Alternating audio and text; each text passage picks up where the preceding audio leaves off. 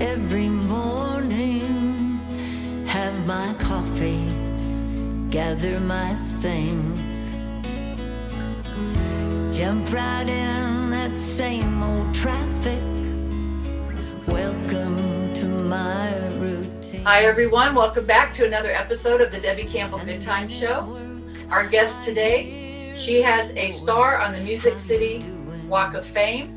She's also a big, longtime spokesperson for the Humane Society, and she has had a Grammy for the Best Country Vocal Performance. And she just recently had a birthday. Ladies and gentlemen, welcome to the show, Jeannie Seeley. Hi, Jeannie. Thank you for being here. I love it. Oh, thank you for inviting me, Debbie. I'm delighted to be here and visit with you. And of course, looking as gorgeous as ever. I don't think I've seen you. I can't remember when I came to the Grand Ole Opry. It's been a couple years, but I saw you back there. Uh-huh. Yeah. Well, wouldn't it be wonderful if they'd open the doors and we can all go back again? I know it. I know. Now, I saw that they are having some concerts there, though, but nobody's in the audience, right? Yeah, they are. They're doing some special shows, and they've all been excellent. But I'm missing the whole Grand Ole Opry scene where we all get together. Hopefully soon we'll get this figured out.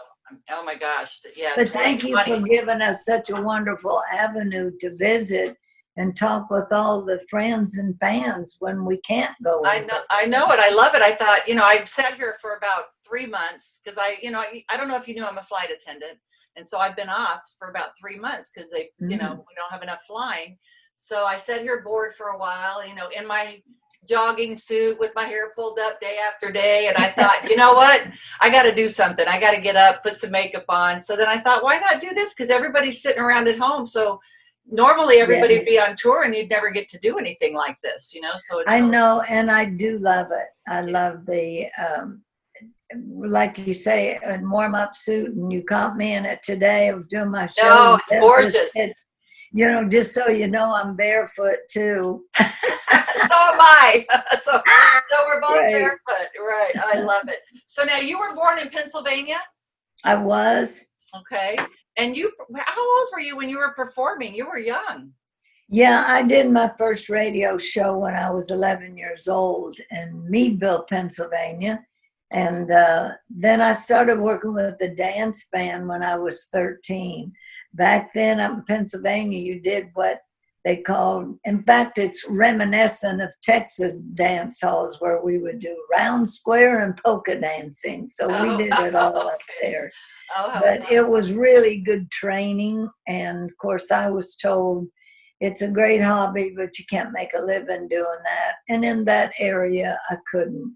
But after I moved to Southern California, which I didn't go there to get into show business. I went there to get out of the Northeast winters. Oh my gosh, I know. Yeah. The tough snow and all. Exactly. But once I got to California, I was meeting a lot of people who were singing, writing songs for a living. And so I realized that it's very hard work, but if you're willing to do it, you can carve a little path out for yourself. Right. And while you were in California, you were also a DJ.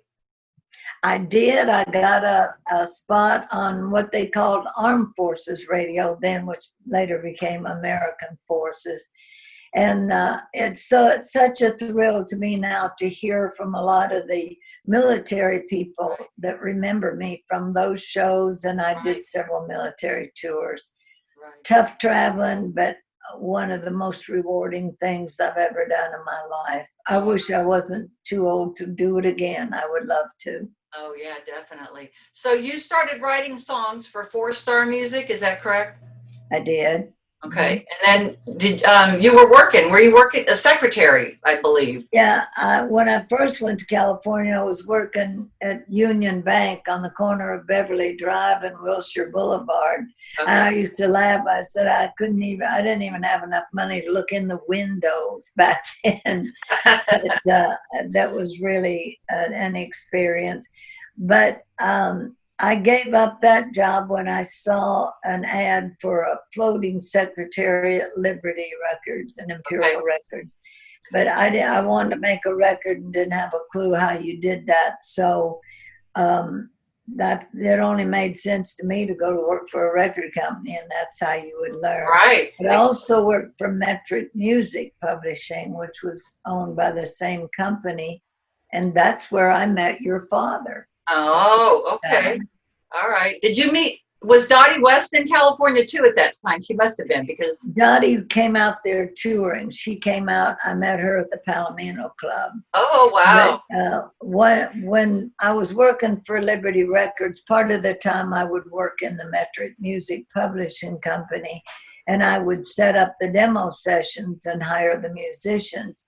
And that's when I first met Glenn. I was hiring him for the demo sessions at 4-Star. That had to be a lot of fun. That's a big job. That's a big job for you. Yeah. You know, hiring those musicians. It was a great job, but I learned so much. And because I wanted to learn everything, I would volunteer to go to the recording sessions at night. Right. And I mean, I'd do anything from, make coffee, fix sandwiches, or I took shorthand. So a lot of times they wouldn't have the lyrics. So I would take the shorthand lyrics down in shorthand and go type them up for them. Right. You would do anything just so you could be in there and doing yes, all ma'am. that. Yeah. Yes, ma'am. And you know what? I haven't changed. I'd still do it. Now, I love the business. I love every aspect of it. Right. I love what we're doing now. You've learned a lot about the business, I'm sure, inside and out. Yeah. You need to know the business end of it as well as the art part, because it is a business, as you well know. So. Right. Yeah. Now, so Dottie West, did she cut your song in LA or? No, she recorded it in Nashville. Okay. I think the first thing she did was a song called "It Just Takes Practice to Forget." Right. Gail Talley had moved from Nashville out to the West Coast, and Joe Allison actually introduced us, and we started writing together. And Gail knew Joe Johnson at Challenge, so she introduced me to Joe, and then we started getting our songs published there. Right. And they'd send them back to Nashville then. Yeah. And then Connie Smith, she recorded Senses first, right? Right. Mm-hmm. Right. And you wrote that. And when I was reading through that, Jeannie, I had no idea that Dad was a part of that. But he was a part of it because of the guitar, right? The song Senses came about back in the early 60s when I was still living in California. And I had just signed with 4-Star Music as a writer and was hopefully going to record for Challenge. I hadn't recorded yet. But anyway, the publisher sent the song back to Nashville to Chet Atkins, and Chet played this song for Connie Smith. And Connie recorded it, and I think 64, and that was before we ever met. Little did we know that 50-some years later we would be Opry sisters together. Glen Campbell is a co-writer on this song, and that was because I had written the song and I could hear this chord structure doing something, and I'm not a musician, so I didn't know what the chord was. So I just cornered Glenn and I said, help me find this chord, and I also asked him if he would cut the demo and split the song with him, because I was so new at that time, and I knew that if Glen Campbell's name was on it, because Glen was really starting to make a name for himself, and I knew if Glen was involved with it too, that we'd stand a much better chance of getting it recorded. So Connie Smith is a very, very dear friend, and I called her and said, I would love it if you and Marty would come and sing on the session with me, which she did. But I also want to mention this song was recorded by Willie Nelson. It was recorded by Johnny Carver, and also I was so shocked at this by Doyle Lawson in the bluegrass field. And a little interesting note that Jamie Daly with Daly and Vincent was singing the lead on the Doyle Lawson record. And Jamie keeps promising that they're going to do it. Right. Because I told everybody back then, and I tell them now, I am not a musician. I'm a singer songwriter. I hear these wonderful melodies, but I can't play them. Right. And Glenn was a great friend to me at that time. And I knew Glenn was of course, he was known for recording demo sessions, not only playing guitar, but singing them as well. Right. And he was building a really good name as an artist, which he became such a tremendous artist. But I asked Glenn because I could hear these chord changes and I had no idea how to do them. So I asked Glenn if he would help me work those chord changes out, and I'd share the song with him if he would do that and cut the demo, because I knew we'd get attention that way Right. too. So he helped me get the melody straightened out and going where I heard it going. And he was just a really good friend to me during those years. We got something really fun. If you haven't seen it, go to YouTube and look up Glen Campbell, Delaney Bramlett, Jeannie Seeley on an old show called Hollywood Jamboree. I have it. I I got it yesterday. Yep. Oh, did you? You guys were so young. Oh my gosh. It was so funny because back then, it was early television, and to stop at the end of a song, they didn't want you to just stare into the camera. Right. So they told us at the end of your song, just look down. On that video clip, it looks like some hypnotist went snap, because Glenn and Delaney and I all just went like we went to sleep. I crack up. It's just one of my treasures to look at that clip. The answer, my friend, is blowing in the wind. The answer is blowing in the wind. The answer, my friend, is blowing in the wind. The answer is blowing in the wind.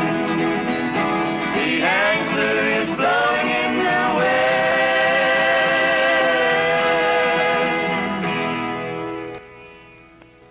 I was trying to find the clip of you on Dad's Good Time Hour, and I there isn't one. Do you have it possibly? Oh, I know I have it. I know you were on there with Debbie Reynolds, I believe, right? I don't remember. Yeah, and what's his name? I was so scared. I was a nervous wreck doing that show, but I was so thrilled too. I don't know. I'll have to do some research. Yeah. Ron Harmon may have something, and if we do, I'll let you know. Yeah, he's such a nice guy. I met him with Jan. Jan Howard. I met them a couple of years ago when I did the Generation show, and she was at the show. And I went up and introduced myself, and I'm so glad I did, Jeannie, because she's like, oh my gosh, I was out on the road with your dad out west, and I didn't have a band, and I asked your dad if he'd play. I mean, it was, oh my God, it was such a wonderful story. I love she's her. a wonderful lady, and we miss her a lot. She and I met in '63 also, and had a wonderful friendship till the very end. But she was a funny lady. You never knew what Jan was going to say, but she was straight on. She had a good long life. She was what, in her late 80s, was it? No, she was 91. Oh my gosh. Wow. Wow. Yeah, she looked great too. Yes. I mean, yeah, oh my gosh. So now, okay, Willie Nelson also recorded that song, right? Senses? Yes, he did. Yeah. And also Doyle Lawson recorded it in the bluegrass field too. Oh, okay. And interestingly enough, Jamie Daly, with Daly and Vincent now, was singing harmony, I think, with Doyle on that record years ago. And he keeps saying that Daly and Vincent are going to record it. So good. We'll talk about it on your show here, and then he'll have to do it. Yay. Awesome. All right, you got it. Now you did get a record deal. Now, was this in LA with Challenge? Right. My first record was on Challenge. We did fly back here to Nashville to record it, my first session. And but we have regional success on it, but never the national success that we got later on Monument. With all those great musicians in LA, why would you go back to Nashville? Because it was I'm not really sure why Joe decided to do that, but you know, we brought your dad with us. He Oh, was you on did? this, yes. Glenn Ah, was on this sessions at RCA Studio B when we was he recorded. on Don't Touch Me? No. Oh, he Mm-mm. wasn't. Okay. No. All right. So then you moved to Nashville after that. Right. Once I saw that maybe I could have a career, I wanted the Grand Ole Opry. Right. I'd grown up listening to the Grand Ole Opry, and it has such a special place in my heart. And I really wanted the Opry. Also, Dottie encouraged me to move back here and said, I will help you any way I can. I had met Hank Cochran on the TV show out there too, and Hank told me, he said, you sing with the same emotion that Patsy Cline did, but you're not trying to sound like her. And he said, that's rare. So he said, I would like to work with you, but I can't work with you in California and me in Nashville. So Hank encouraged me to move here too. Okay. And both of them helped me tremendously when I did move here. Right. Now, you weren't with Challenge then? Did you leave Challenge Records when you moved to Nashville? I think that was a mutual thing. I think I went to work for Four Star Music, which was owned by the same people as Challenge Record.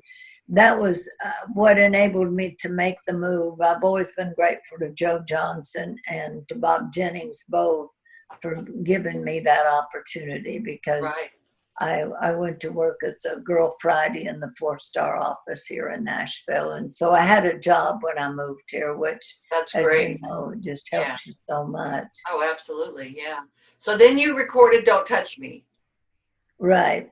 And my first job after I got here, while I was working for Four Star, also Porter Wagner hired me to do the road shows for a while. So I was on the road with Porter when Hank called me, and he had just started the first verse on Don't Touch Me and asked me if I liked it. And back then you could jump on a plane at any time. So he jumped on a plane and came to Rochester, New York, where Porter and I were working the Coliseum there, and actually finished writing the song in my dressing room. Oh, and I would laugh because by the time we got to the bridge, I'd say the bridge is pretty much a little bit more Jeannie Seeley writing, because Hank he'd been into the Scotch by then. He was having trouble holding the guitar, let alone playing it. But so anyway, I'm trying to decipher what he's saying he wants. Right. He was saying that was it. So, but I feel so fortunate to get that song.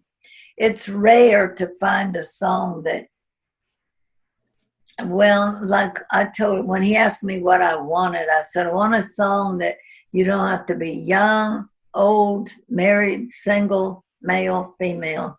Right. Everybody could identify with it. And it's very difficult to find a song like that. And I think that he wrote one in this.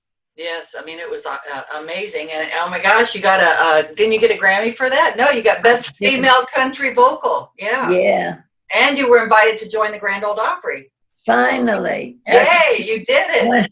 When I was on the road and they kept calling me every week and saying, well, your record moved up to so-and-so. And I'd say, but did Mr. Devine call? Devine was the manager there. And I wanted the Grand Ole Opry so bad. And so finally we got that. So who was with Porter before you? Was it Connie Smith? No, Connie never worked with Porter. It was Norma Jean. Oh, Norma Jean. That's right. It was. I remember seeing that name. And Norma Jean was wanting to take some time off of the road because her daughter was going to be starting school, and she wanted that last year just with her more time. And some of the promoters were okay with that, but others weren't, because they saw Norma on the TV show for so long, and that's who the people wanted to see.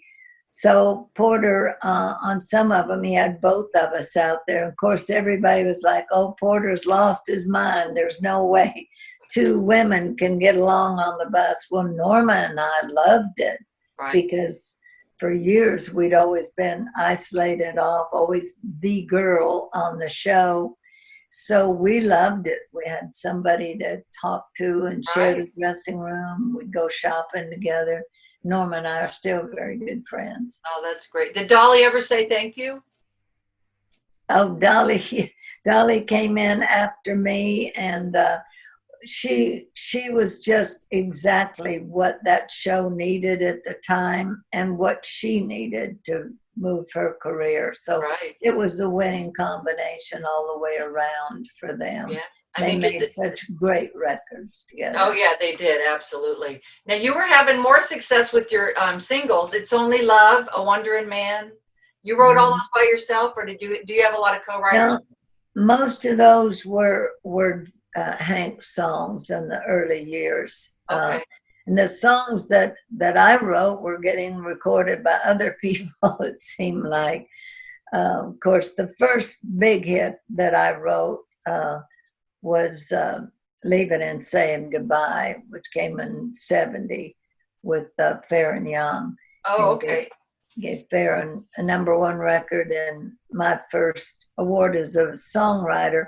And that song has just become a classic. And they said in Texas, there's just no way to ever go out on a Saturday night and not dance to Leaving and Saying Goodbye. So that makes me happy. Right, exactly. Now, who were you on when you did Don't Touch Me? Were you on Decca yet?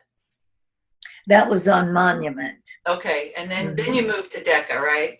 Right. One of the reasons we moved, at that time, Fred Foster only had worldwide distribution on certain artists, like on Roy Orbison, for instance. So they made, as independent labels, they made different deals, you know. So anyway, we were looking to move to have a little bit stronger support. And about that time, I was on Ernest Tubbs' television show as the featured female act, and they had pulled Jack Green out of the band as the drummer, and because Jack had had his first single record, we were the featured singers.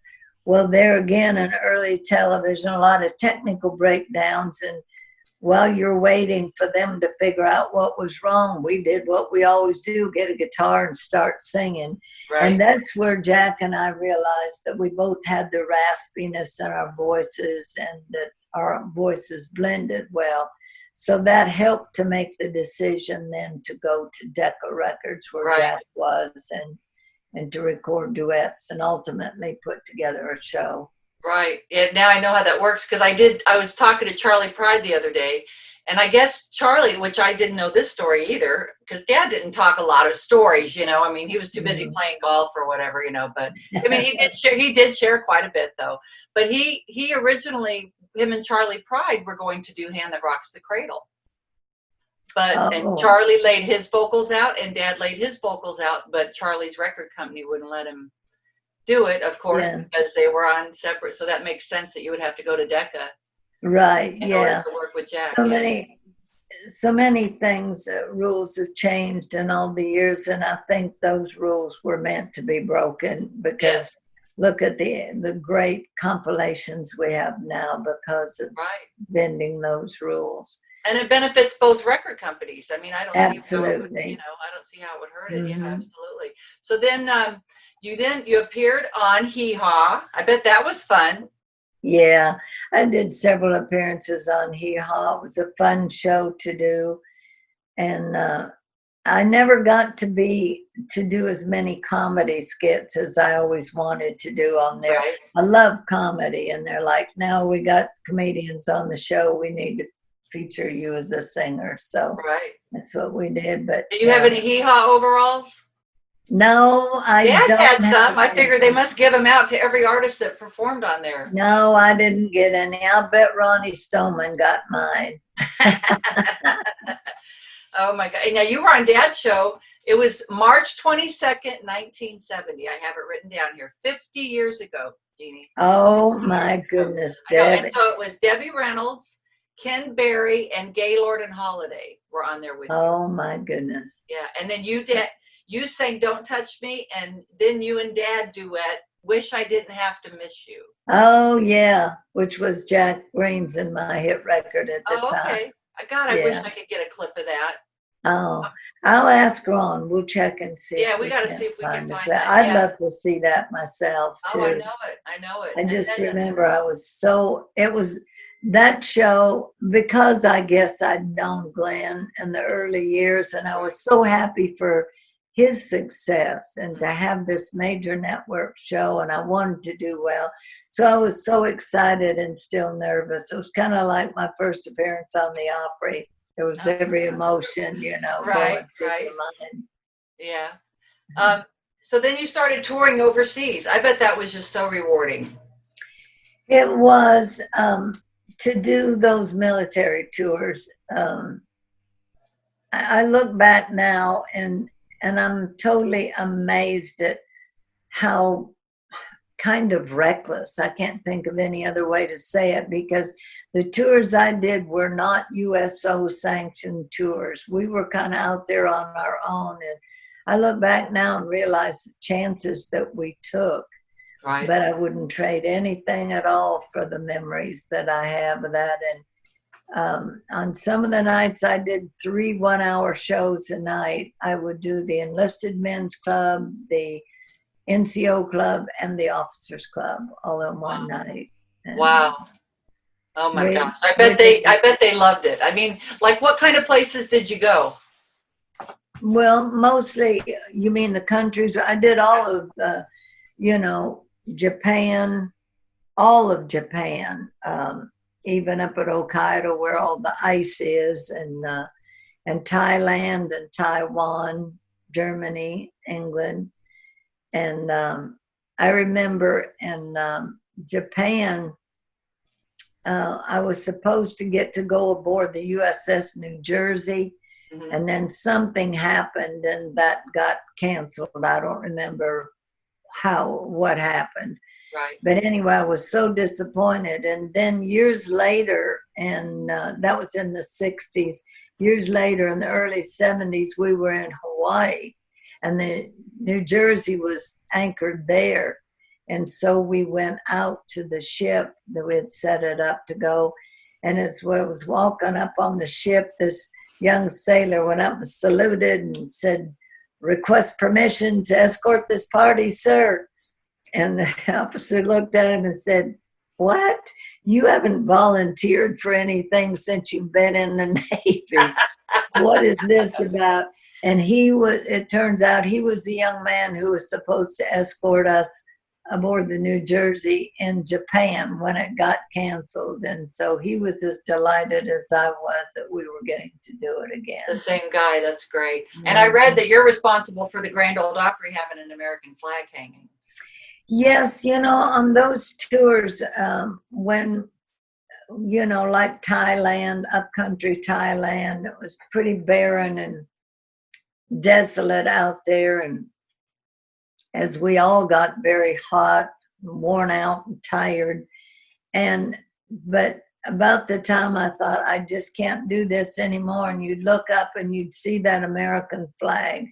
Right. And just all of a sudden it would be like a surge comes back, that pride that you felt and you saw, and you were reminded why you were there. Right. And the young people that were there for our country. And so it would just give you that burst of energy you needed. And I got to where I would look for that every evening, we were going, because I traveled in a van, on air conditioned van, as a matter of fact. So it was kind of rough traveling. Yes. But after I got home and walked into the Grand Ole Opry, as I was in the habit of doing, I was looking for the flag and I didn't see it. That's awesome. So I went into manager's office. Bud Wendell was the manager then. And I said, "Do we not have a flag at the Opry, or is it just not out there now?" He kind of looked at me and he said, "I don't know that." And he said, let's go see. And he went out and looked around and asked them, and they said, no. He said, well, there will be one by this weekend. I love So that I was story. always proud of that. Yeah. It was just simply an oversight, Right. you know, Right. that can happen, but it's not an oversight anymore. Not anymore, no. And I'm going to look for that flag next time I come to Yes. the Opry. Mhm. Now, did Jack Green go on some of those tours with you? Jack and I did do a couple of military tours in the early 70s. Right. I know we were in Germany and England together. How many I other had artists already went? done those in the 60s, but we did do some in the early 70s. How many artists would go? I mean, normally, how many? We were just by ourselves. Oh, wow. Okay. Mhm. So you were by yourself when you were by yourself? Yes, ma'am. Wow. And And I mean, surely, one time they had, when I was in Japan, I worked with incredibly talented young Japanese musicians over there. And that was just so wonderful. However, when I started into Taiwan and Thailand, they had a Filipino band and they really didn't know that much country music. They didn't study what I had sent them at all. So I had to find some things that we both could play. I remember we did You Are My Sunshine a lot, but just to get Right. through, one night in Taiwan, Jimmy Case was traveling over there and they had a night off and they came in to see my show and they saw me struggling and we took a break and I looked up and he was bringing all of his guys in and they just set up and did the rest of the show with me. It was just wonderful. When I got to Tok Lee Air Force in Thailand, there was an Air Force band. There were a 4-piece band, but only 3 of them had leave time coming. So I let the Filipino band go and took that trio, and they worked the rest of the Thailand dates. Oh, good. with me, Yay. so. Oh, good. And I still hear from some of those guys. In fact, the bass player in that trio became friends with my brother Bernie. They're both retired and running around their RVs and. Oh, that's fun. Oh my gosh, that is so fun. It's such a small world when you Yes. really get down to it. It's Absolutely. amazing. Yep, it sure is, man. And now in '73, Hank came and you did Can I Sleep in Your Arms? Wait, yeah, Can I Sleep in Your Arms Tonight? That was another big successful song for you. It was a great song for me, and actually there's a new cut on it by Willie Nelson with his sons Lucas and Micah that's really good too. Oh, Yeah, that song came about. I would usually work the Opry on Friday night, and we had our boat out at Old Hickory Lake. And after the Opry, I would usually go out to the boat and spend the night and all of Saturday before I had to go and get ready to go to Saturday Night Opry. right. Well, I got out there and the wind had blown the boat away from the deck and I couldn't get on. I was out there hollering for Hank and he either didn't hear me or was ignoring me. And finally, I just started singing, "Can I sleep on your boat tonight, mister?" And when I started singing, he listened. He came out and he pulled the boat over. And as he helped me on the boat, I started down. He said, "No, wait a minute, sing this." And had me sing, "Can I Sleep in Your Arms Tonight, mister?" So that's where that came from. And That's neat. I've always loved the song. When you were talking earlier about the bridge, you said, "By the time I got to the bridge." That sounds like a good line for a song, Jeannie. By the time I got to the bridge.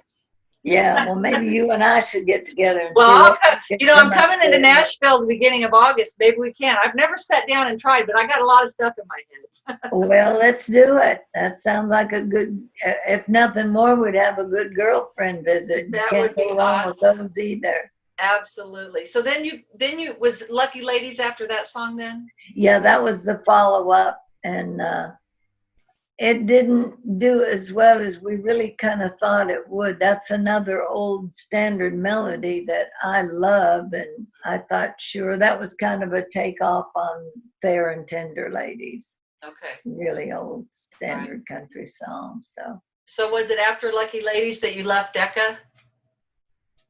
Did you go to Columbia? Let's see. I guess that was the next thing. When I did the brief thing at Columbia, and that was kind of an unhappy thing. I did the fun thing. We're still hanging in there, ain't we, Jesse? And that song, where it was getting played, was hitting, but it talks about, Dottie and Jan and Right. and Sammy Smith and all, and Tammy. And so, but right at that time, there were a lot of stations that were changing from rock or top 40 music to country, and they hadn't changed a lot of the DJs. So some of the DJs were saying, well, we're not playing it because it's too inside. Nobody knows who they're talking about. But the country, they didn't know who I was talking about, but the country fans knew. There was only one Tammy, only one Dottie, Right. only one Jan, Yeah, exactly. and only one Jessie, so they knew. But anyway, then the next record was a song that I felt I did not want to record it. It felt like it was way too suggestive, and I didn't feel like it would get played. So that kind of, I was right. They wouldn't play it, and that just kind of ended that. Yeah, I read that while you were at Columbia, your songs were more spicier and franker. Yeah. So that's probably what they meant. Which more wasn't suggestive. particularly my idea of it. Right, exactly. Yeah. Now, after that, you had a car accident. Oh my gosh. Yeah. God, you had a fractured jaw, broken ribs, a punctured lung, and a collapsed lung. Oh my gosh. How long did that take you to recoup? It was several months. I'm very, very fortunate to be here, and I know that we'd come in off of the road, and we always parked the bus at Jack's farm over in Goodlettsville. And of course, I was living at the farm in Hendersonville, and it was just breaking daylight when we came in, and I thought that I was awake enough to drive home, but I fell asleep and drove around a curve and just went over, never straightened up. I just went over an embankment. So I'm very, very blessed to have come through that. The whole left side of my face had to be rebuilt. Oh, it doesn't look like it. Can't tell. Sure can't tell. Yeah, it bothered me for a long time. I was very self-conscious of it because it didn't feel the same. But I know how fortunate I was to come out of that. And you sure start looking at things a little differently and appreciating things more. And I make sure I'm awake now if I drive. I know I learned that lesson well. Absolutely. Sometimes when we're younger, we tend to take chances that we just shouldn't take. And I just felt like this was a really good wake-up call. Exactly. Yeah. How long do you think you started before you started performing again? Just a couple months, or did it take a little bit longer?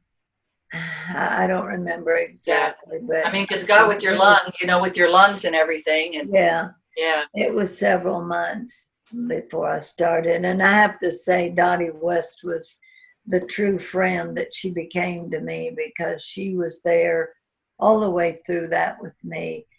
And not only when I was in the hospital, but later when I came home, and she came and got me one time and took me out to her house just so I could have a change of scenery while my jaws were wired. Exactly. And then she stopped the tour bus and let them come in and embarrassed me to death. But she said, Jeannie, they want to see you. They want to know you're okay. Exactly. That's what hurt so badly when in Dottie's accident, even though I was at the hospital, I couldn't even see her. And there was nothing I could do to help her like she had helped me. Right. That was such a sad time. I remember that. Yeah. Mm-hmm. Yeah. So one of your major tours, though, when you did get back, was going out with Willie Nelson. How fun was that? Yeah. Everything to do with Willie Nelson. I know. Yeah, I got to open on his fair dates, and what an exciting time. And that was the first time I was ever in front of that large an audience on those shows. And it was pretty amazing. And And you I always- collaborated on the soundtrack for that. yeah, I got to be I on. like that movie. I like Yeah, that. I do too. It's one of my favorites. I love the Honeysuckle Rose. Yep, And, yep. yeah. In fact, I got a gold record for my participation in that, and it hangs in the Willie Nelson Museum. I have a display there.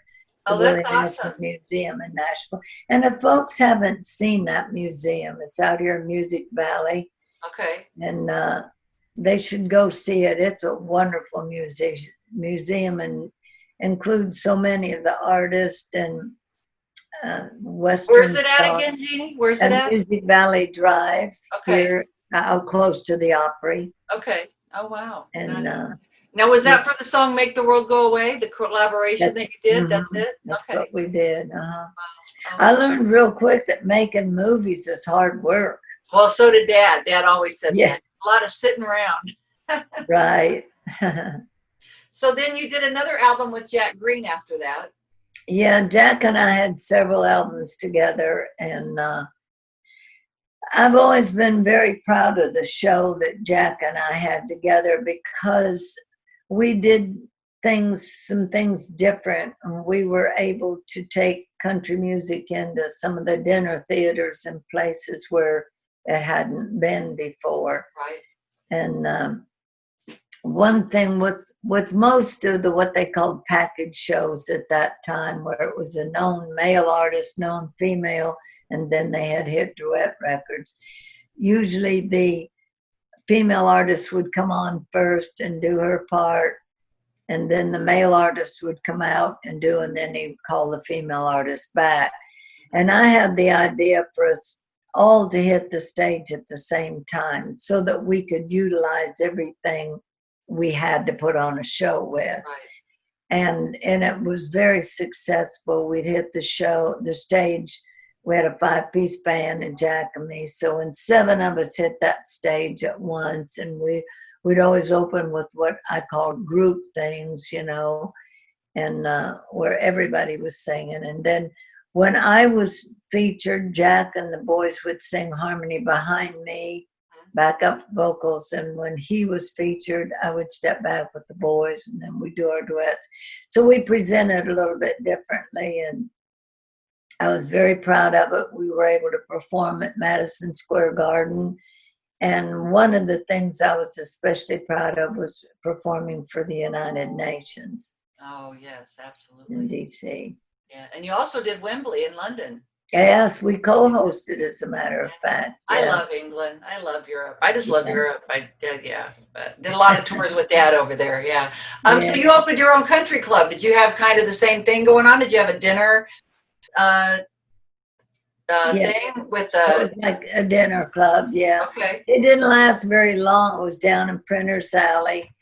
And a couple of things happened there that I can talk about now. But I saw some things going on that I thought, no, I'm just too much of a little country girl. Right. I just couldn't handle what was going on. And Right. so I just felt like it was a better idea for me to change my plan. I will say that I loved when we did it, and I wish it could have been different. I wish we could have kept it. Yeah. I How would long like did you have to- it? Less than a year. I Yeah. don't know. Did you have exactly. shows? Did you have shows going on? Did somebody Yeah, perform? Yeah. Okay. My band and I performed. Oh, just you? Did you have Yeah. guests come in? We had a few extra guests come in. I remember Farron came in, was a guest for me one time, and we were gonna set that up. We were trying to get it all established first, before Right. we did. But I would do a show and then go from there and go out to the Opry and do a show and then go back to the dinner theater. So it was a busy time. There Yeah. is a book called Nashville that one page that shows Printer's Alley and Oh, some cool. Jimmy's country. Oh, that's neat. Yeah. Oh, wow. Yeah. So, but that's all right that didn't work out, because then you became the host at the Grand Ole Opry. Well, that was a door that I kicked on forever, because women were never allowed to host a portion of the Grand Ole Opry. And like so many other things that I fought through my early years, it just did not seem right to me. Right. And that just because I was born a female, I didn't have the right to have a microphone and do my thing. Right. And so we went through several managers, but it wasn't until Bob Whitaker took over as manager that he really listened to me. They always told me it's tradition. Yeah. And I always used to say, but it sure seems like discrimination. Yeah, I read that you got it by default because Del Reeves got stuck in a snowstorm. Yeah. Well, that was just the first time that I Right. hosted because Yeah. I was the only artist. But then we went right back for the next several years that it was only men. But when Bob took over, he had come in from managing Opryland Park. Mhm. And he was used to all the production shows out there. Everybody had a microphone. Everybody had a speaking part and a singing part. So he said, well, this is ridiculous. So facing that we were breaking tradition, he said, well, I'm going to run you out there, Celie, but you better be able to do the job. And we're both in trouble. Right. And I always knew that I had to do my homework because if I couldn't make it work, the door would be closed not only on me, but all of the young women Right. coming after me. And I've said so many times that it was such a joy and a sense of pride when I could watch Lori Morgan and Pam Tillis come along and walk out there and take their position. Right. Like with never a concern about it. It's always made me feel wonderful to see that happening. Yeah, you paved the way. And you also did a lot of hosting for the Nashville Network, right? Yeah, I got to do that. I got to do some of the backstage interviews, and That had to be a lot of fun. one of those was with Garth Brooks. Oh, And wow. I bet that was fun. He's such a nice guy. he had just come off his world tour. And so it was at Christmas time. I remember one of the shows, and that of course his record label, everybody was wanting me to talk to him about all the business stuff, and I did. But right at the end, I said, I have one more question, Garth. And he said, okay. He was real serious, like, what's she gonna ask me? And I said, do you believe in Santa Claus? And he said, oh, yes. And those eyes were just twinkling. Oh. I adore Garth Brooks. He's just fun. And Trisha's a sweetheart, too. Oh, yes. She baked me a birthday cake this year. Oh, my gosh. I bet it was yummy. Oh, my gosh. Yes. Lemon. Wow. My favorite. Wow, and delivered it to me. Oh, that is so Bless her sweet. heart, wearing a mask and gloves. Right, right.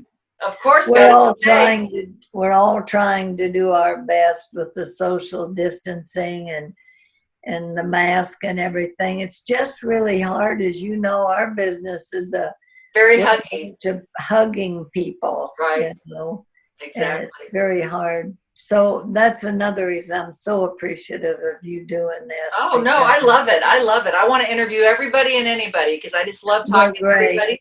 Plus, I find out so much stuff that I didn't even know. You know, right? I mean, you think you know people, but you really don't until you start reading everything. I mean, and finding out stuff about Dad, like I would have never known that he was on the census. You know, I just wish we could find that demo. Yeah, I do too. Oh my God! Lord only knows what happened. All of that. Exactly. Yeah. So now you started your own record label? I did because I'd come to a point where the major labels weren't interested anymore. Right. As the years go by, and they're always looking for the next new thing. As Vince Gill said, everybody wants the next big thing. Right. So the only way to do it, but I have to say, as a lot of other artists have done the same thing, I've made more money since I was doing my own things because you get to keep it all. You do the production and the whole thing. It's more work, Right. But it was another thing that it was a great opportunity for me to learn and to kind of reach out and see what else I could do. You know, we can't sit in the same spot. So I enjoy the studio work. It's just fun to go in there with an idea that turned into a song and then to hear it come together. Oh, I bet. Yeah. in the studio. Lori recorded. How many songs has Lori recorded of yours? Just the one that Just the one? the rewrite I did of the Bill Anderson song. I've enjoyed as much of this as I could stand. I was looking for a song that people knew that I could do a new arrangement to for my live shows. And after I got through, I realized I'd made so many changes to Bill's song that one night at the Opry, I said, I need to sing something to you. And so he came in the dressing room, my dressing room, I had a piano, and I sang it to him. And when I finished, I looked up at him and he was just sitting there looking at me. And I said, okay, if you hate it, I'll never sing it that way again. And he said, no, you've made that a whole new copyright. He said, I've gone to that song several times to see if I could update it. And he said, I just didn't hear what you did. But I slowed it down. I changed it to a female lyric. I changed some of the words to a little softer approach for a female. Yeah. And so he really liked, and he said, well, from now on, anytime this arrangement gets recorded, it's a co-write. It's a co-write, yeah. And so Lori was the first one to do it. Oh, that's neat. That's neat. Now, when you released your next album that you did some duets with Willie Nelson, who was T. Graham Brown, was that on your label? Yes, it was. Oh, good. That's kind of surprising, isn't it? Weren't they on labels? No, T. Graham wasn't at that time, and of course Willie's never cared. Right. Willie Nelson is a whole thing by himself. By himself, yes, he is. Yeah. But we did that. And T. Graham, one of my goals is someday I want T. Graham Brown to produce a blues cut on me, because I love the way T does the blues. Yeah, he is a nice man. He's wonderful. And so we came in, that just kind of happened all of a sudden. I don't even really remember for sure how we all got together on that, except we just happened to be at the same place, same time, I think. Right. And that's the funnest sometimes. Yes, I think. I mentioned on my show, Willie's Roadhouse, that recording duets is a special thing for artists, I think, because we love that, trying to see what we can create together, what we can put together that has a whole new sound and new approach. And you, when you're a fan of somebody's, it's just great to put that together, as I did on this new album. You know, I've got several duets on there that I'm so proud of. That's coming out is that going to come out in August? Absolutely. Okay. August 14th release date. And of course we've just we've been plugging it along because I'm so excited about it. This is on Curb Records. This is the first time in years that I have worked with a producer like Don Cusick, who is a music professor at Belmont University. And Don approached me. I was just absolutely thrilled that he wanted to do a project with me. And I'm so proud of the way it's turned out. Of course, the early release track was the duet with Willie Nelson on There's Not a Dry Eye in the House. Right. And the reception of it, everybody just loves it. They love the song. And Dallas Wayne wrote the song, and when he heard it, he called me and said, I love the reading that you all did on this. He said, you sound like an intimate conversation between two old friends. And I thought that was a great description. Can't wait to hear it. I'm glad. So then that's out August 14th, and this airs the 15th. That's perfect. Right. We're right now. I know it. That's perfect. So now let's see here. Where was I? Vintage country, old but treasured. What songs were on that album?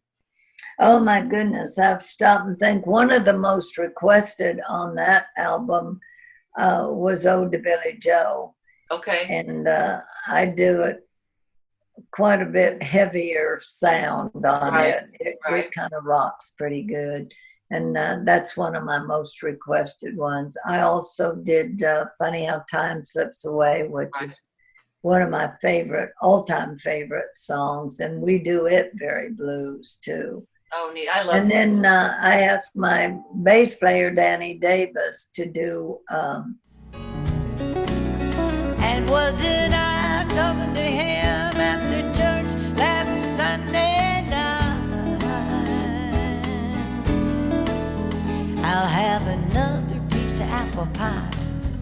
You know it don't seem right. I saw him at the sawmill yesterday up in Choctaw. Now you tell me Billy Joe's jumped off the Tallahatchie Bridge. the George Strait song, What's Going On in Your World, with me on that album. Oh, how fun. Is that on your label? Yes, it is. Do you still have your label? I do. And that's what the one that's coming out August 14th, that's on your label too? No, that'll be on Curb Records. Oh, Curb, that's right. I'm sorry, Yeah, you said right. that. I'm sorry, Jeannie. Yeah. Yeah, and all of my stuff is available on my website at jeannieseeley.com. Oh, perfect. Yeah, and we'll make sure we put that up. And then let's see, what have I got here? I know you had another album out. You've had so many. I'm like, how many albums have you done? Well, after Vintage Country came the Written in Song, and that's the one where I did 14 songs that I had written all through the years and had never recorded any of them. Other artists had recorded them, and that's the one that Senses is on. And I asked Laura and Connie Smith to come in and sing with me, and Right. and I said, do you think Marty would come too? And she said, I don't know. She said, you're going to have to call Marty yourself. So Right. I called Marty Stewart. He came in, and he came in the studio with 2 guitars. And I mean, I was just hoping for a few minutes of their time to sing some harmony. Marty comes in with 2 guitars. One of them was Mother Maybell's guitar, and the other one was Hank Williams' guitar. He went to his museum and got those out and brought them. He said, I just thought this would make it a little bit more special with some guitars, vintage guitars. Yeah, I read he had a huge museum. Yeah. Yeah. As well as a photographer, right? Yeah, oh yeah. Marty can do it all. And he was so great on the Ken Burns documentary on country music too. He's definitely a treasure. Yes, it was awesome. I didn't think they had enough dad in there, you know. Well, your dad was all of it. Yeah. And I agree. I wish he could have. And he really wasn't a Nashville guy, so, you know, that too. But I wish he could have been able to be interviewed, because his insight would have been tremendous for that documentary. Especially for all those artists. Yeah, absolutely. So now here we go to your acting. So that's why you brought up acting. So let's see. You did a movie with Lori. Was that a movie or was it a TV?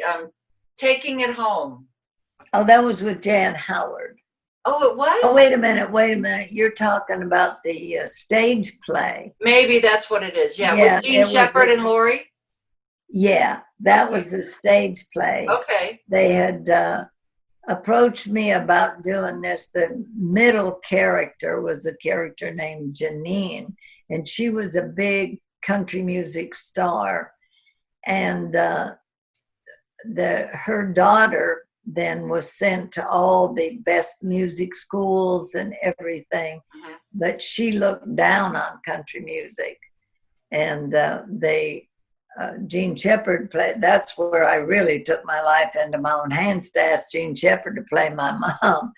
But the role that Jean played as my mother, she had always wanted to be a big country music star, but she had given up her career to promote mine. Right. And then there again, when I sent my daughter to all the good schools and she didn't like country music. So it was a very interesting play, and I wish more could have happened because the story was great and the interaction between 3 generations of women. Right. Yeah. I mean, it hit home to a lot of people. Ours was focused on the music business, Right. but people in other fields could have related to it too, because other women have given up. Well, that had to be fun because it was a stage play. So that's a lot different. Yeah. Where did you do it at? Was it in We Nashville? went to do the workshop at the Paper Mill Playhouse in Milburn, New Jersey. Okay. With my band and bus and went up there, and it's just truly one of my treasured memories, the time we spent together. And of course, I adore Lori, and Gene Shepherd was one of my heroes coming into Nashville. So yeah, that's a very special time, and we've laughed every now and then when Lori and I are together. We'll remember something that happened on that trip. And then you did. You also were Miss Mona in Best Little Whorehouse in Texas. So that was a musical, right? Kind of like. Yeah, right. And that was done here at TPAC in Nashville.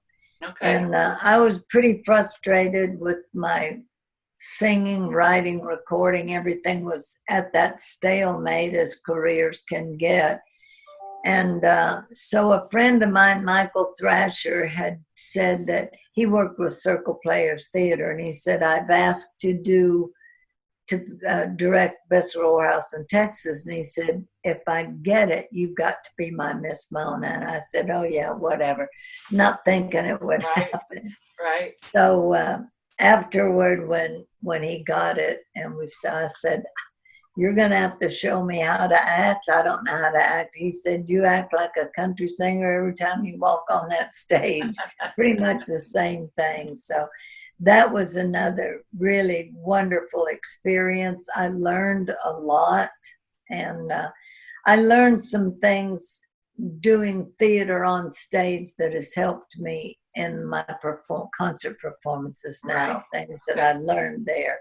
Right. I applied to this, where I can cover the stage more comfortably to make sure I'm reaching out to everybody out there. Right, right. Now, what was Everybody Loves Opal? What was that?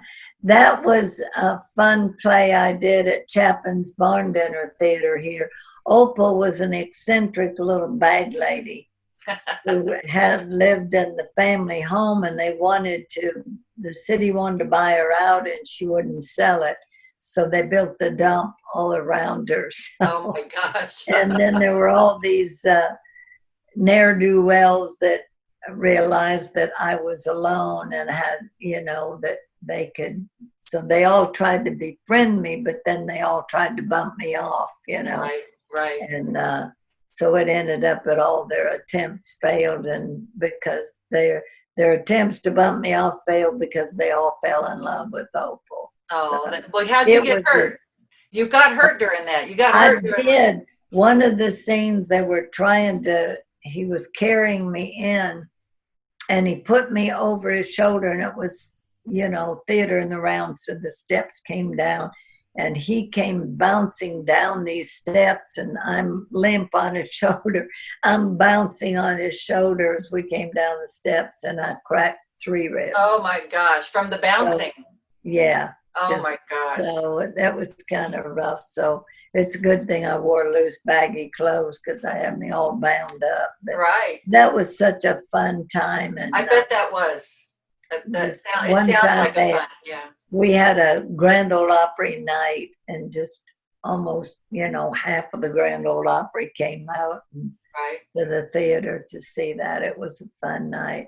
I loved being Opal. It was the first thing I had done that wasn't a musical, and the other things I could deal with my dialogue and all that. Sooner or later, I could get comfortable into singing a song, which I was used to. Mm-hmm. But this was the first one that was straight comedy and character, and I never never got that musical relief, but Right. such a fun thing to do. And then you also did the musical about Patsy Cline, wasn't Yeah, it? that was, we did that on the road. I played the part of Louise, which is so fun to do. And my friend Terry Williams played Patsy, and we did that show for 9 weeks in Atlantic City. Oh, wow. And that was a great run. And she had my goddaughter as her daughter. Oh, neat. And Mackenzie learned to walk at the Claridge Theater in Oh, how Atlantic funny. City. That was so How fun. fun. We had her and a nanny with us, and it was a fun time. Now, It's a good play. yeah, I mean, they sound fun. I think that plays and musicals are a lot different than probably Changing Hearts.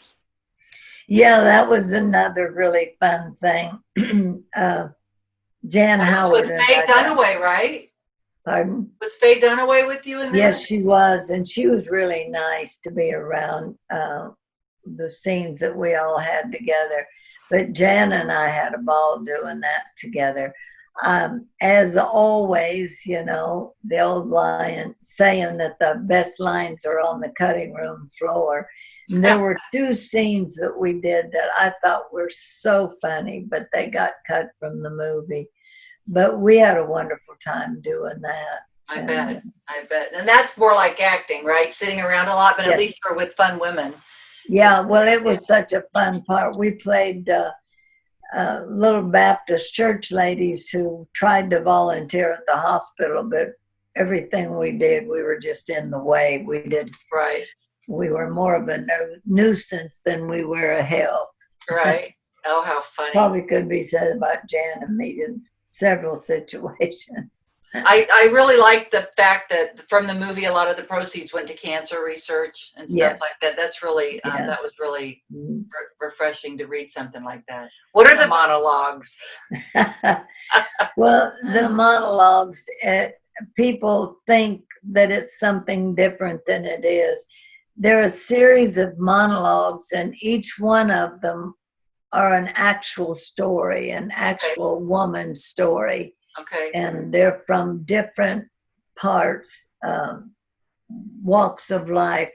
One of them that hit home so starkly to me was the one written by a woman, I think, in Afghanistan who lived like we did until all of a sudden the Taliban came in and put a burqa over their head. And her monologue was about what it was like under that burqa. And I remember one line that just stuck with me. She said, every now and then you would get a glimpse of blue that you remembered was sky. Wow. Because they weren't allowed to look up. They were Right. allowed to look down or just straight ahead. And that was very, very rough one for me to listen to. Then there were the ones that were abused as children, victims of incest or trafficking, human trafficking. Right. So they're all very, very serious things, but there were parts of them that were funny. Okay. And I played the part. My monologue was 11 minutes long, and I memorized the entire thing. Wow. And I had to go through talking about in my teenage years the excitement about dating and everything, and then go through the trauma of what happened to me, Mm-hmm. and then through being how I dealt with it, where I closed my mind to everything. And then there were bits where she would just be funny, covering up the pain. Right. Which, you know, so it's a very, very serious thing, but I did it twice, and the proceeds of that go to I'm trying to think of the name of the organization. Is it Thistle Thistle Farms, I think. Okay. And that's an organization that helps women survivors of human trafficking or Right. from prison or whatever. All the proceeds of that go to this woman's the ones I did, Right. but most all of them go to support women's organizations, domestic violence and that kind of thing. So it's very worthwhile. We've had so many fun jokes about everybody said, so you really seriously talked about doing the monologues on the Grand Ole Opry.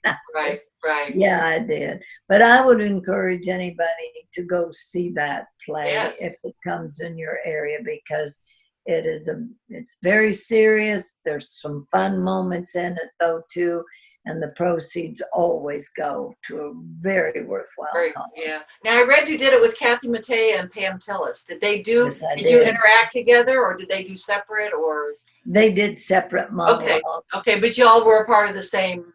Right. It was Yeah. all the same production. Oh, okay. Oh, wow. And now you've also published a book, Pieces. In fact, may I say that when I introduced Kathy Mattea on the Opry not long ago, I said, okay, I'm going to tell them what we performed together. So we talked about it and she laughed, but saying she feels about it like I do too. Oh, how funny. So Yeah, that's amazing. I mean, that when I first read that, I'm like, the monologues. I wonder if it's something like the play Menopause, you know? Yeah, I have never seen that play. Hysterical. You have gone to, oh my. I would love to, from what I read about it, I love to work to you do will that. laugh and laugh and laugh. Yeah. Could I do the show? Huh? Could I do it, you think? I think you could, yeah, absolutely. Especially if you get Lori in there and okay, well, how about Tanya? Okay. We could all go in there and do it. It would be fun. Well, let's look into that. I'm up for anything. Because we're all there now, you know. We're right. Yeah, exactly. So now, is this book you published, is that your autobiography, Jeannie? No, this is a thought, what I call a thought book. Okay. All through the years, I'd have these thoughts and I'd write them down, throw them in a shoebox. Right. You know, a lot of them. It could be a song. It could be a song. Yeah, on the road. And I did later, as I'd go through those, I did write some some became songs. Some were not, they were a little of the blues side, so they didn't make it into the book.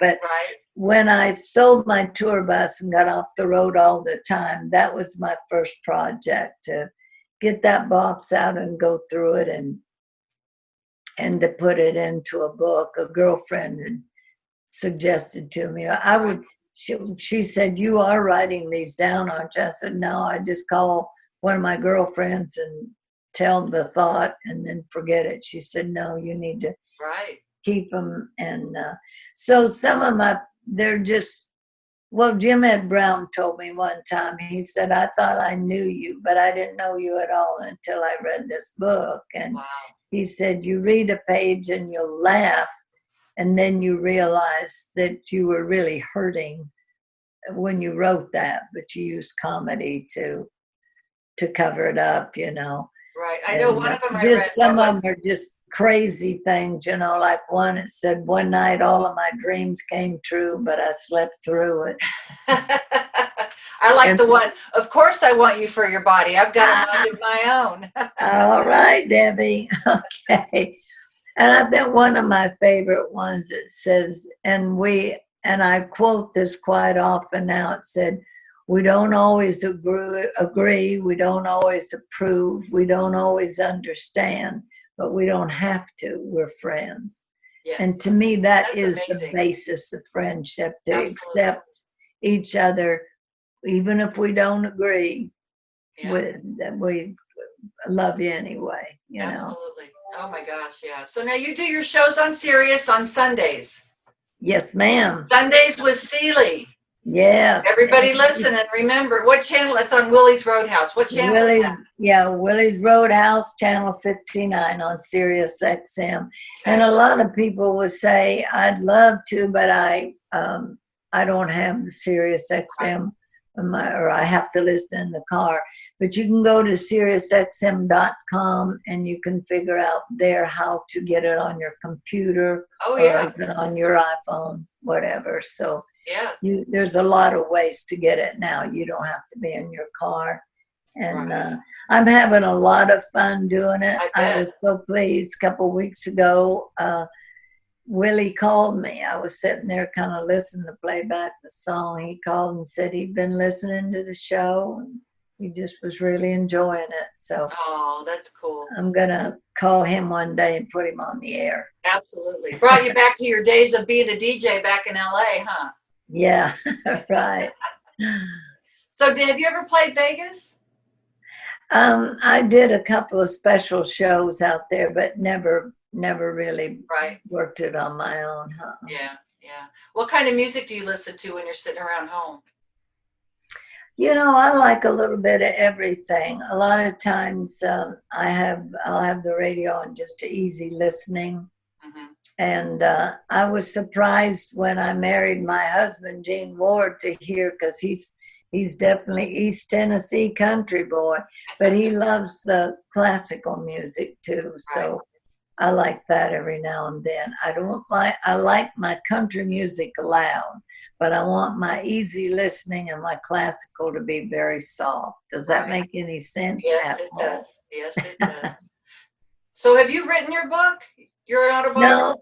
No, we are starting on that. I'm just now making some notes and getting ready. I've asked Roxanne Atwood to work with me on my book. She wrote the book with Becky Brown, Jim Ed Brown's wife. Okay. And Tim and I, her husband, Tim Atwood, and I do a lot of shows together. And of course, Roxanne and I have been friends going back to the old TNN days. Right. So we spend a lot of time together. So it just made sense that she already knows a lot of my story. Exactly. So that makes it a lot easier. Yeah, it does, definitely. yeah. So we're starting on it, and we'll see how it goes. I just got to figure out how much I want to tell. Right. Yeah. or sugarcoat it or something. Right. Yeah. Jeannie, thank you so much for taking the time out to be with me today. It was really, I enjoyed it. I enjoyed it a lot. Well, thank you, Debbie. And I'm serious. We need to figure out some kind of a project Absolutely. to get together. That would be fun. We are going to come out of this, get through this virus one day. I think we're getting close to treatment and vaccination, and we can all get back together, and I would be delighted to get together with you. I would love it. That would be so much fun. I'd like to see if I can write at 63 years old. Well, sure you can. Hey, I just turned 80 and anything's possible. Well, you've been doing it your whole life. But I have a lot of thoughts. You know, sometimes I think I probably could, because sometimes when I hear music, then I just start rattling something off, but I can't do it. And I've never tried to do it without just like sitting here by myself in the silence trying to write a song, you know. Right. Well, but that's what really good musicians, songwriters are for. You get your good co-write. Right. And you bounce ideas off each other, and sure. Yeah, absolutely. Sounds I like did my first co-write this last year with well, I had co-written, but I take that back. But I mean, to set a writer appointment, right? You know, like the writers do now. I had never done that. I was nervous about it. So anyway, when I had the idea, I called Aaron Enderlin and Bobby Tomerlin, both who had wanted to write with me, and said, okay, if you like this idea, let's try it. And we love Aaron. We wrote Like I Could, that Rhonda Benson. That's awesome. I just interviewed Erin a couple weeks ago. Isn't she amazing? She is a doll. I met her at the Country Music Awards in the Arkansas Country Music Awards. Yeah. Because the very first year they had it, Dad was inducted in the Lifetime Achievement. And so they've asked me to come back every year. So, of course, I go every year, and I see Erin sweep the awards every year because, you know, such a talent, but such a sweetheart. Yeah. Yes, she is. Well, thank you so much. No, my pleasure, honey. And I'll look forward to seeing you. And I'll give Bev my phone number. And I do have yours. You know Charles Hames? He's in Arkansas, Charles. He's like the journalist in Arkansas. country. I know you've met him, but he had your phone number. Probably not. Can't think right now. Yeah. But he gave it to me. But I don't call people. That's true, especially if you see a number and you don't know who it is. I just don't do that. I try to go through the publicist or go get an email. I just don't want to call. Hey, Jeannie, text and say who it is first. I know. Yeah. I just felt uncomfortable like that. But anyway, so. Okay. All right. We'll get together soon. Stay I would safe. love it. Okay. All right, honey. All right. Enjoy Thanks, your day. Thank you. Bye. Thanks, Bev. You're welcome. Well, that's our show for today. Thank you so much to Jeannie Seeley. And y'all come back next week for another episode of the Debby Campbell Goodtime Show. And if you like our show, please make sure you subscribe. Thank you. Be kind. Be safe. Wear a mask.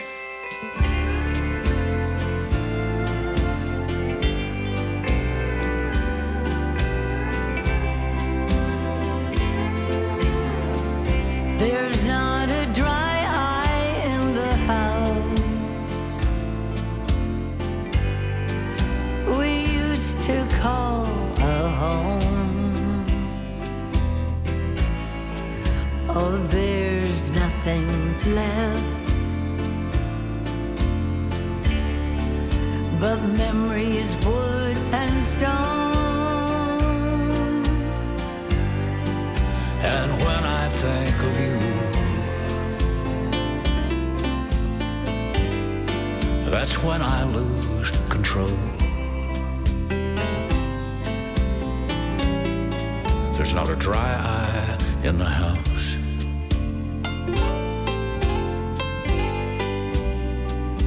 Since you've been gone,